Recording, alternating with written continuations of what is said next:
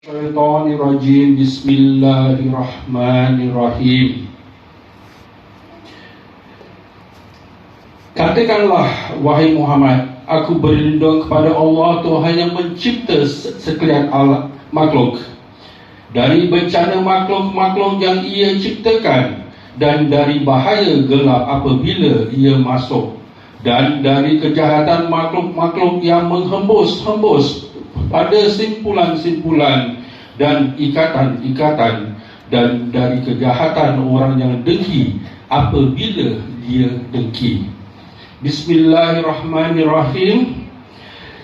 Katakanlah, wahai Muhammad, aku berlindung kepada Allah, pemelihara sekalian manusia, yang menguasai sekalian manusia, Tuhan yang berhak disembah oleh sekalian manusia, dari kejahatan pembisik dan penghasut yang timbul tenggelam, yang melemparkan bisikan dan hasutannya ke dalam hati manusia, yaitu dari golongan jin dan golongan manusia. Ramai orang dah amalkan ayat ini. Semua orang hafal ayat ini atau surah ini, tetapi ramai orang tidak tahu apa artinya dan apa asbabun nuzulnya, mengapa ayat ini diturunkan. Inilah dua ayat yang selalu dianggap sebagai ayat budak-budak, surah Al-Falaq dan surah An-Nas. Tahu tak, dua surah ini adalah surah yang hebat, diturunkan kerana Rasulullah disihir. Rasulullah pernah disihir, dan Allah utuskan dua malaikat untuk membilang kepada Rasulullah. Allah utuskan dua malaikat, satu berdiri di bahagian kepala dan satu bahagian kaki. Di bahagian kepala bertanya kepada yang bahagian kaki, apa kena dengan beliau? Beliau kena guna-guna. Apa tu guna-guna? Guna-guna itu adalah sihir. Siapa yang sihir beliau? Labid bin Al-Asam bin adalah. We are not allowed to mention that name. Okay? Jadi, dan Rasulullah suruh sahabat-sahabatnya pergi ke rumah si fulan, dan di depan rumah itu ada satu sumur yang besar, dan tambahkanlah sumur itu, dan di bawahnya akan jumpa satu bungkusan. Jadi sahabat-sahabat pergi ke rumah si fulan, itu adalah satu sumur, dan dia tolak sumur tu jatuh dan pecah, dan keluarlah cairan yang merah. Dia tak kata darah, dia cakap cairan yang merah. Dan di bawah sumur itu ada satu bungkusan, atau sekarang kita panggilnya buhul-buhul. Dan terdapat dalam bungkusan tu ada tiga hadis yang mengatakan rambut Rasulullah, ada yang mengatakan janggut Rasulullah, dan ada yang mengatakan benang hitam, yang ada 11 ikatan. Dan setiap kali Rasulullah membaca satu ayat daripada surah Al-Falaq dan surah An-Nas, satu ikatan akan terbuka. Jadi ingat, Al-Falaq sama An-Nas adalah surah yang membatalkan sihir. Jadi mengamalkan dan tahu artinya, yang ini bukanlah surah budak-budak, tetapi yang akan membatalkan sihir dan juga gangguan syaitan. Daripada surah ini, minal jinnati wan nas. Nas artinya manusia, tapi Allah tak sebut pun dia adalah manusia, tapi adalah syaitan yang datang daripada golongan manusia. Okey, dan surah Al-Falaq adalah daripada selain daripada surah untuk membatalkan sihir, adalah surah untuk membatalkan penyakit ain. Okey, siapa dekat sini tak pernah dengar apa itu penyakit ain? Okey, semua dah dengar tapi ramai orang tak tahu apa itu penyakit ain. Tuan-tuan dan puan-puan yang saya hormati, sekarang kita tinggal di zaman yang moden, zaman social media. Zaman yang kita nak tengok berapa ramai orang like upload kita. Betul? Dan ini semua boleh mendapatkan penyakit ain, orang yang berhasad, dengki dan sebagainya. Atau sakit ain boleh dijatuhkan kepada diri sendiri. Hari ni aku handsome ah. Itu dah cukup untuk mendapat sakit ain. Dan penyakit ain ini adalah sesuatu yang berat. Rasulullah bersabda, kalau ada sesuatu yang orang cakap datang sebelum ajal, adalah ain. Saya bukan pakar daripada subjek ain. InsyaAllah nanti bulan depan atau lusa saya akan jemput rakan saya yang betul-betul mahir dalam subjek ain. Jadi itu je saya nak kongsi tentang surah Al-Falaq sama An-Nas. Bukannya seringnya orang yang nak belajar ruqyah ni seringnya mengamalkan surah-surah yang lebih hebat. Tetapi saya cakap jangan tinggalkan apa yang sering disebut sebagai 3 kul. Tahu tak? Dengan surah Al-Fatihah, Ayatul Kursi dan 3 kul, 5 surah ni saja awak boleh merawat orang. 5 saja. Tapi sebagai perawat, no lah. Kalau saya baca 5 ni, anak aku pun boleh baca saya. Itu pendapat orang.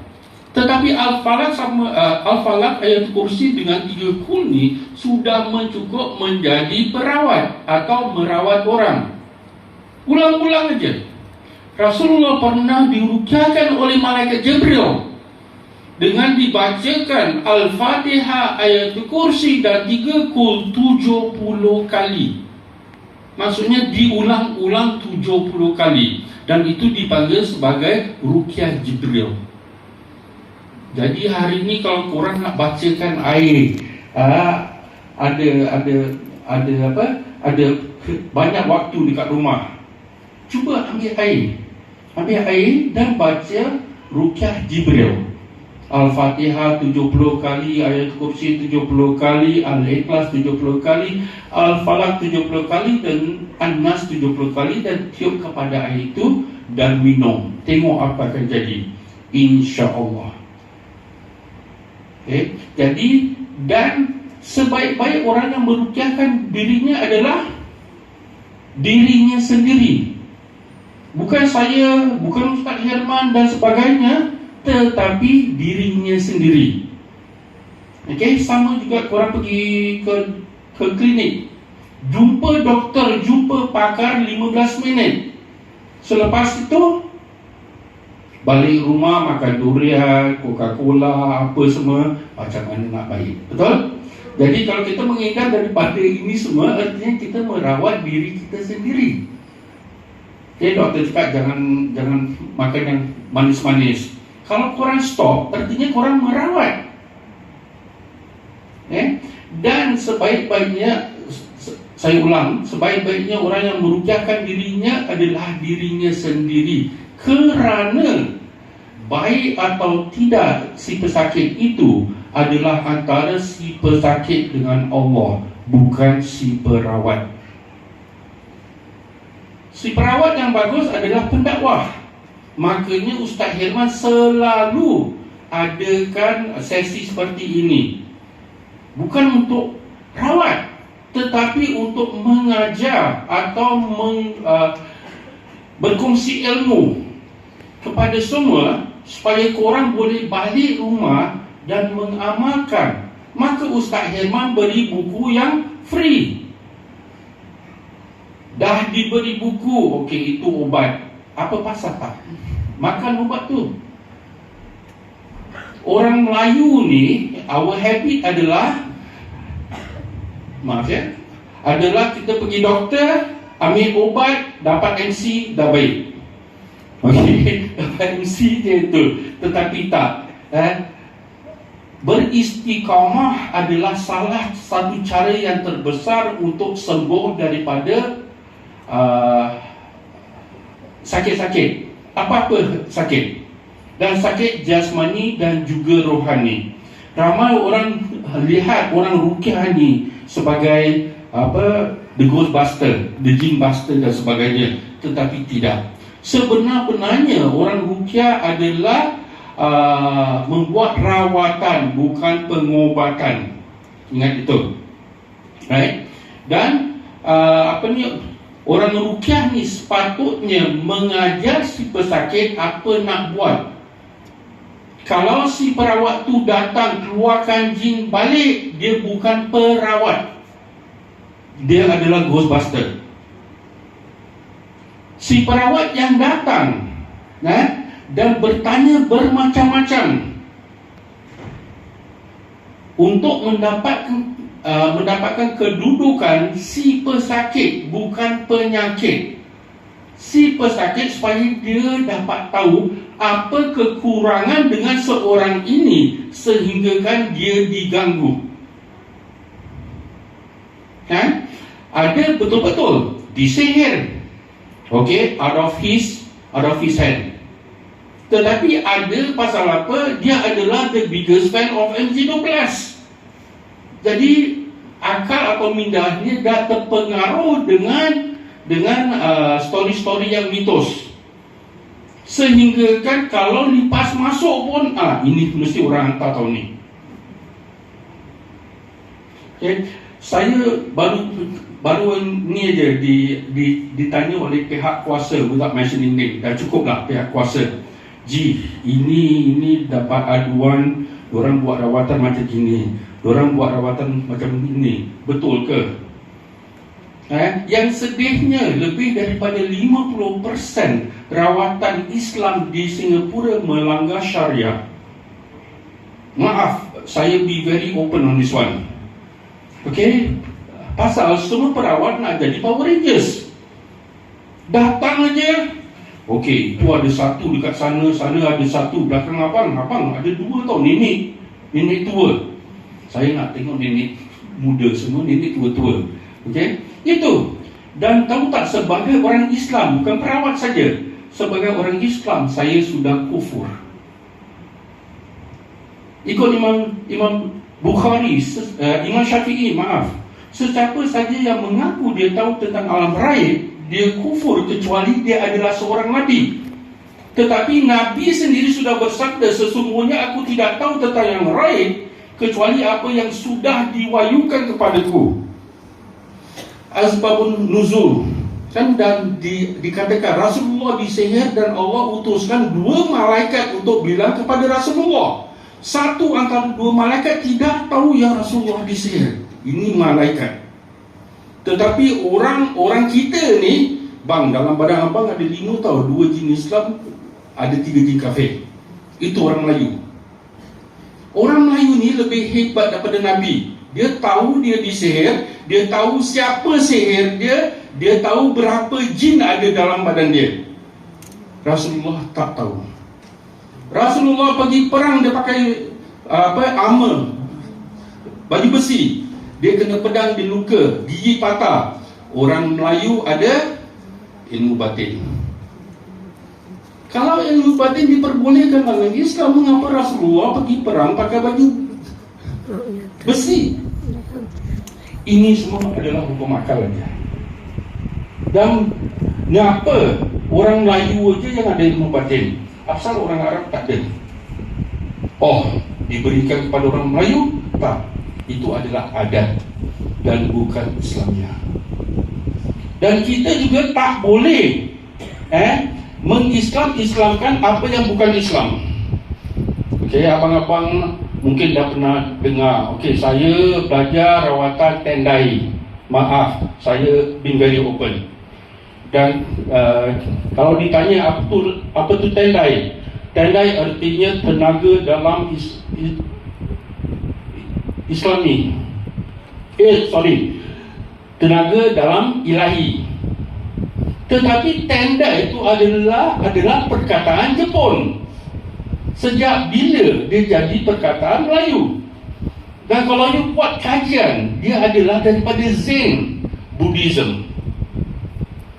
Dan jangan sekali-sekali ngaku tapi kita dah tukar-tukarkan, dah jadi Islam pasal kita menggunakan Al-Quran. Okay, ini satu contoh. Kalau saya orang Buddhis atau orang Taois, ibadah saya adalah ambil joystick kan, macam ni. Boleh tak hari ini saya start dengan Bismillahirrahmanirrahim, Alhamdulillahirabbil alamin? Tak boleh, kerana itu adalah ibadah. Ya. Okey, ramai juga WhatsApp yang saya terima, Ji, saya hari itu pergi rawatan, ini cara ini betul atau tidak? Betul atau tidak? Sebaiknya orang yang belajar ruqyah adalah awak semua, lagi-lagi bagian perempuan. Okey, 80% si pesakit adalah perempuan dan 80% si perawat adalah lelaki.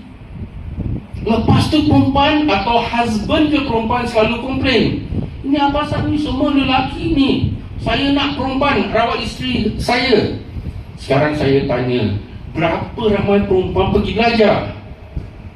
Dan selepas pergi belajar tu, berapa akan amalkan? Selalunya 10 ke 20% saja. Artinya daripada 10 orang yang pergi belajar, 2 orang aja akan amalkan. Dan 2 orang ni ada kesulitan. Pasal apa? Dia nak pergi rawat, suami dia akan tanya, apa pasal kau nak pergi? Ya, artinya dia ada banyak halangan.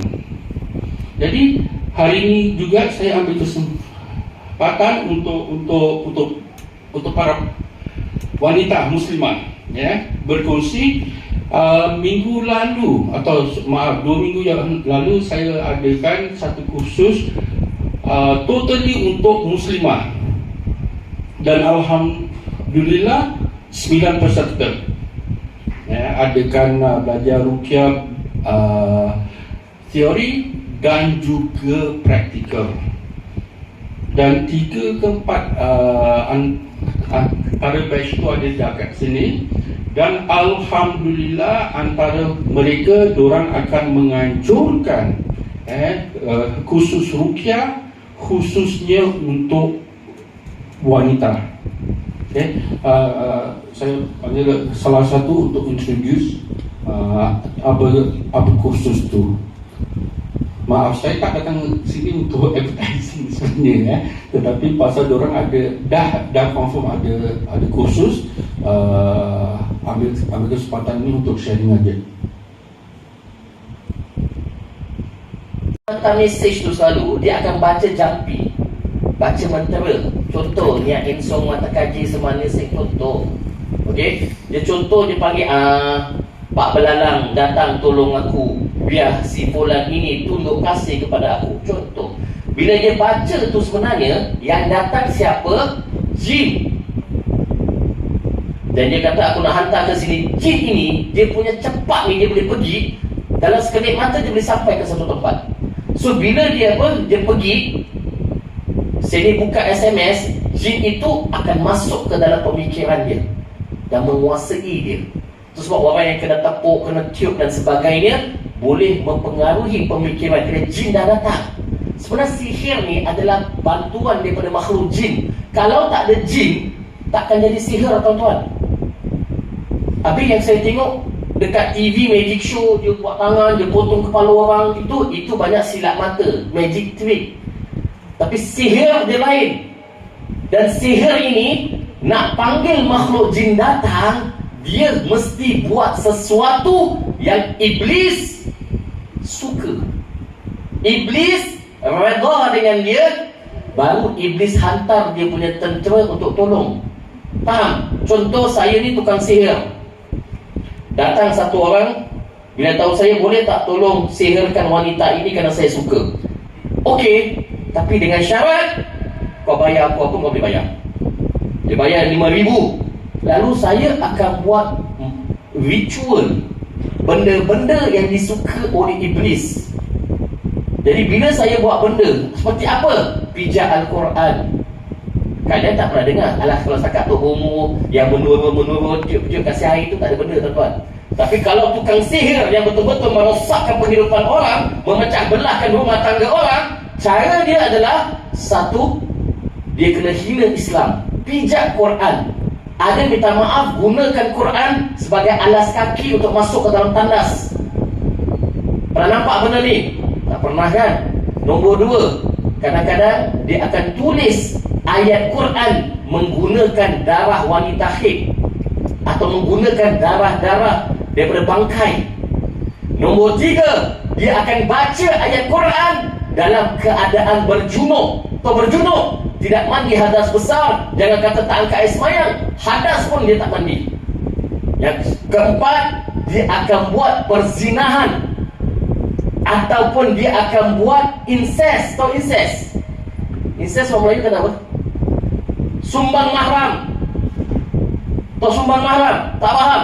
Dia kena zina dengan keluarganya sendiri, buat benda-benda yang Allah laknat dan terkutuk. Baru iblis datang, hantar tentera dia, dan apa dia nak? Oh, sakitkan wanita ini. Jadi sini bayar saya buat benda yang iblis suka. Lalu nanti saya akan panggil jin mana, jin buncit apa, datang untuk pergi kacau kepada wanita ini, kasih dia sakit, kasih dia gila, kasih dia gatal-gatal badan, kasih dia susah nak dapat jodoh. Yes. Dan bagaimana jin ini bukan setakat boleh sakitkan orang, tapi boleh pisahkan suami isteri. Ini tajuk kita, sihir pemisah.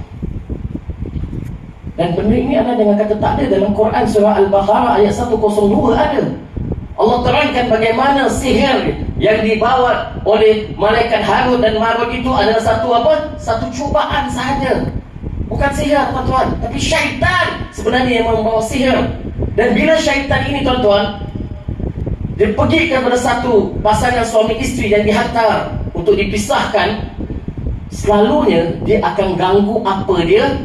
Dia ganggu tiga benda ni. Lain kali kalau kita ceramah, Ustaz bulan depan ada slide, nanti anda akan nampak in very detail macam mana cara saya buat. First, dia ganggu emosi seseorang itu. Tuh emosi, pasangan akan jadi apa? Jadi selalu gaduh-gaduh tanpa sebab.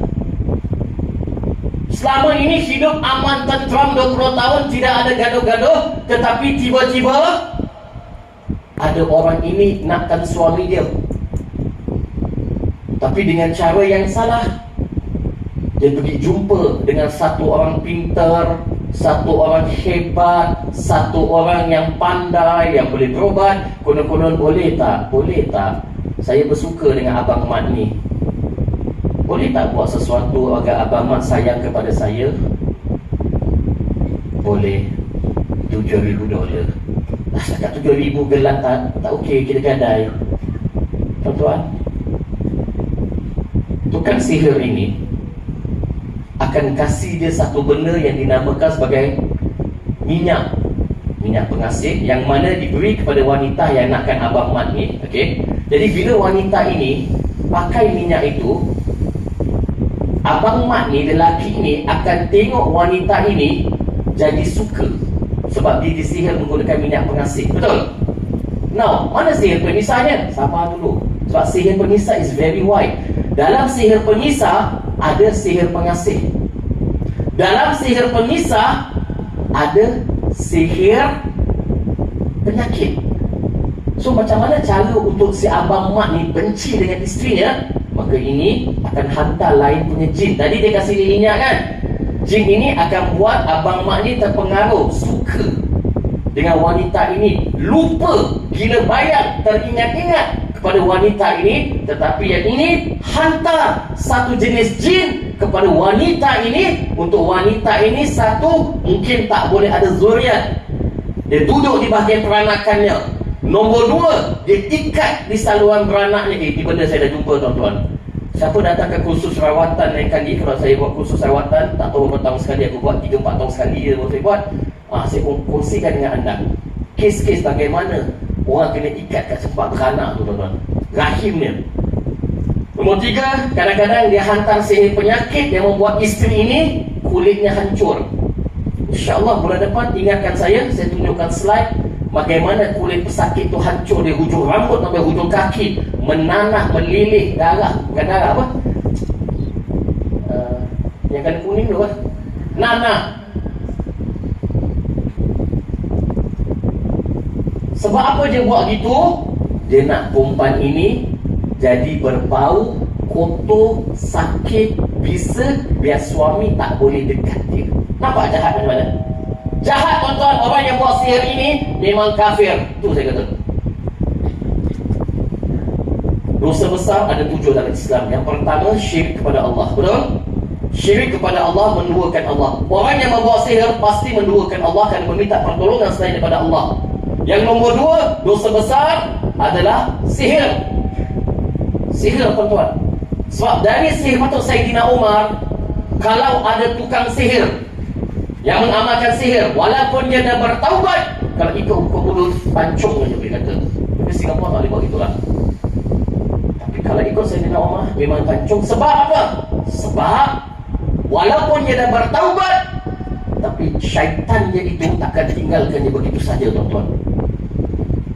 Saya dah tengok banyak tukang-tukang ubat yang dah bertaubat pun, tapi susah tuan-tuan.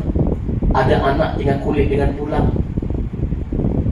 Ada kebanyakan tukang-tukang ubat yang menggunakan kalau Singapura ni tukang ubat ni, pada saya tak ada benda tuan-tuan. Setakat paci-paci, ambil kayu, ikat-ikat, baca-baca ni tak ada benda. Tapi kalau di Malaysia saya pernah jumpa tukang ubat yang dia bertaubat, yang dia kata benda yang paling teruk dia buat tuan-tuan, tahu apa? Ikut guru dia pergi korek lubang mayat, keluarkan jenazah tu, sandarkan kat pokok pisang, buka kain kapannya, keluarkan lidahnya, potong. Lidah tu tahu dia buat apa? Letak dalam minyak, jampi, jual. Setakat 10,000 berkebut orang beli tuan-tuan. Minyak dagu. Tahu nak buat minyak dagu mana-mana? Siapa nak saya ajak buat minyak dagu angkat tangan? Tapi kita, syarat pertama mati dulu baru saya ajar macam mana nak buat minyak dagu. Dia akan ambil mayat orang yang mati hari Selasa, mesti kena mati dibunuh. Lepas tu mayat tu nanti kena dikeluarkan waktu malam-malam. Dia baru tanam siang, malam tu kena keluar. Ambil api lilin, letak bawah dagu sampai terbakar, sampai keluar minyak itu. Minyak tu dititis tak payah banyak, sikit je. Kalau tiba-tiba ada orang jual minyak 5 kilo tu penipu. Itu bukan minyak dagu tuan-tuan, itu minyak genam dagu. Tak, dia minyak dagu ni tuan-tuan, dia sikit je tuan-tuan. Okey. Dan nanti dia akan bacakan dengan campisan rapat. Bukan minyak dagu tu ada power. No. Dengar sini, kita banyak salah faham. Kita rasa minyak tu yang power. Bukan. Minyak tu tak ada benda sebenarnya. Perbuatan terkutuk dan terlaknat itu yang disuka oleh iblis, yang membuat bantuan iblis letak minyak tu agar boleh berfungsi. Bukan minyak tu kita bakar. Kalau tak percaya kau game kucing kau yang dah mati, kau pergi bakar dagu dia. Tak ada apa-apa. Sebab perbuatan terkutuk tu yang iblis nak. Perbuatan engkau mensyirik dan mengkufurkan Allah, itu yang iblis nak. Jadi bila kau buat benda yang salah, yang iblis nak, iblis tolong hantar tenteranya sebenarnya. Faham? It's not, bukan benda itu. Now, contoh, cincin ni. Apa ada cincin ni? Tak ada apa-apa tuan-tuan. Tetapi bila cincin ini dibuat benda tak senonoh, kau pakai cincin ni, kau berzinah dengan 100 wanita, kau berzinah dengan 10 pondan, kau akan dapat apa yang kau nak dari cincin. Anda faham tak? Bukan cincin ini ada power. No. It's perbuatan terlaknat, terkutuk yang kau buat, yang iblis suka, yang buat kau jauh daripada rahmat Allah, buat kau dekat pada neraka Allah. Itu yang iblis tolong. Dia akan hantar apa bentuk sahaja untuk memisahkan suami isteri. Hantar sihir pengasih, hantar sihir penyakit. Tak cukup, dia hantar satu jenis sihir yang mana bila jin tu datang, kena kat muka isteri dia, suami tu tengok benci. Nampak? Dia hantar sihir pembenci tuan-tuan. Itu sebab bila orang kena masalah sihir rumah tangga ni, dia akan jadi benci nak tengok pasangan suatu sama lain. Rasa meluat, nyampah, tak suka. Tapi, dengar ni, tapi kalau berjauhan kerja, dia akan mesej, I love you sayang, are you okay? Dah makan.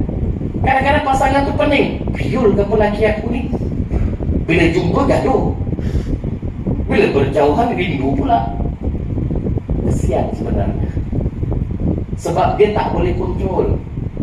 Bukan dia nak, tapi makhluk itu telah mempengaruhi pemikiran dia. Dan ada juga sihir yang dihantar di rumah mangsa itu. Jadi bila suami ke isteri itu balik ke rumah itu, dia akan rasa gelisah, panas, rasa bosan, bingit, kelam, marah, tak suka. Anak-anak dia sedang menyampah tepiak-tepiak kacau keluar. Dan bila dia kat luar rumah, dia rasa tenang. Sebab apa? Syaitan tak nak dia duduk dalam rumah tu. Jadi bila dia keluar, pergi ke rumah, skandalnya, pergi ke tempat mana wanita atau lelaki yang menyihirkan dia itu. Tanda orang yang kena sihir pemisah ni tuan-tuan, satu, very obvious, tiba-tiba benci tanpa sebab. Tak ada gaduh. Tak ada gaduh. Baik. Tiba-tiba suami berubah 360 degrees. Nombor dua, sering tidur malam mimpi dikejar-kejar oleh benda yang menakutkan. Kalau kena mimpi kejar Pokemon tu tak pakai. Mimpi hantu kejar kita, mimpi orang nak bunuh kita, ataupun mimpi kita makan benda-benda kotor. Ada makcik beritahu saya, dia mimpi makan najis. Dia kata, saya punya lawyer tekak mimpi makan tahi, tapi tak tahu pasal saya makan. Mimpi makan ulat, mimpi benda-benda macam bangkai dan sebagainya. Kalau mimpi ular, tak semestinya sihir. Ini saya nak beritahu. Dan mimpi ular tak semestinya nak kahwin, bang. Ingat. Kan? Saya mimpi ular dulu waktu nak kahwin. Tapi bila dah kahwin, dah tak mimpi ular. Tak ada benda lah tu. Mimpi ular maknanya gangguan jin. Kerana Nabi kata jin itu ada 3 jenis. Nabi kata jin berapa jenis? 3. Satu yang ada sayap yang boleh berterbangan. Lagi satu jenis anjing hitam ataupun ular. Ada hadis kata kalajengking. Dan lagi satu adalah jenis jin yang suka berpindah randa. Kan ulama perubatan menafsirkan jin yang suka berpindah randa ni jenis jin saka. Tahu jin saka? Tahu saka apa saka? S-A-K-A tau. S-A-K-A-K, saka. S-U-C-K-A itu cerita lain. Jin saka ni tuan-tuan adalah jin yang daripada keturunan. Semalam ada beberapa kes saya tengok, memang kes masalah saka, tapi saya tak boleh kata. Pengalaman saya kata ini jin saka ni. Sebab apa? Keluarga akan jadi gila tiba-tiba. Keluarga akan ada masalah-masalah gila, sakit, mimpi buaya selalu. Sini siapa ada mimpi buaya? Selalu mimpi buaya. Tapi kalau tadi pergi zoo nampak buaya tu cerita lain. Tapi kalau selalu mimpi buaya, bangun tidur tengok, kenapa dia buaya? Itu kena pergi cek. 2008, saya beringat 2008 saya pergi berobat dengan kawan saya kat Sembawang. Semua hidup saya tak pernah tengok kes tu. Sampai sekarang saya tak pernah jumpa kes ni. Rawat makcik tu pukul 10 malam sampai 12 pagi tak settle-settle. Sebab apa? Dia jadi buaya. Makcik merangkak tuan-tuan. Aku risau. Dia gigit kaki macam mana? Merangkak betul tuan-tuan. Kalau kita nak main-main, cuba kau balik, cuba merangkak itu 5 minit. Tengok siapa biawak ke tak kaki. Tapi ini merangkak dekat rujak, boleh merangkak dia jalan tuan-tuan. Ini betul hantu dia. Bila kita cek balik, rupanya keturunan dia memang jenis yang akan bagi offering. Tahu offering? Sajian di tepi laut ataupun di tepi sungai untuk kembar dia. Dia kata dia ada kembar buaya putih. Pernah dengar? So bila kita rawat memang payah tuan-tuan, memang payah. Sebab benda jin ini dah terlalu lama. Bila kita sakit, baik sihir pengasih ke, kena gangguan, macam kita datang hari ini semua, sebenarnya ini banyak orang silap. Bahkan perawat, Haji Saiful, perawat pun banyak ada semua. Jom saya nak terangkan pasal perawat ni. Jadi biar perawat dengar sikit sini, okey? Jumpa ustaz, jumpa peruqyah, dia bacakan ayat-ayat Quran dengan doa, mudah-mudahan dengan mukjizat Al-Quran ini sembuh. Kalau Allah izinkan sembuh. Tapi kalau Allah tak izinkan, there must be a reason why Allah tak sembuhkan kita. Yes, satu, Allah sayang kita. Allah nak bagi kita pahala kesabaran. Yes, kesakitan yang kita lalui ini kan ibu, kalau kita sakit walaupun terpijak duri, abang-abang yang sakit ni semua kena ingat, walaupun kita sakit tengah jalan-jalan, tiba-tiba ada duri, a simple thought, terpijak kaki kita, aduh sakit, Allah ampunkan dosa kita. Kita sabar, Allah tinggikan darjat kita. Akan tetapi kadang-kadang Allah tak sembuhkan kita berbulan-bulan, sebab Allah nak ajar kita satu benda. Cukuplah Joya, sampai bila nak mengharap kepada makhluk? Belajarlah menangis kepada Allah. Kadang-kadang Allah nak ajar kita untuk menangis kepada Allah. Kita ni terlalu banyak sangat menangis kepada perawat, banyak sangat menangis cerita masalah kita kepada kawan-kawan, tapi kita lupa nak nangis kepada Allah Rabbul Jalil, Allah yang menciptakan kita.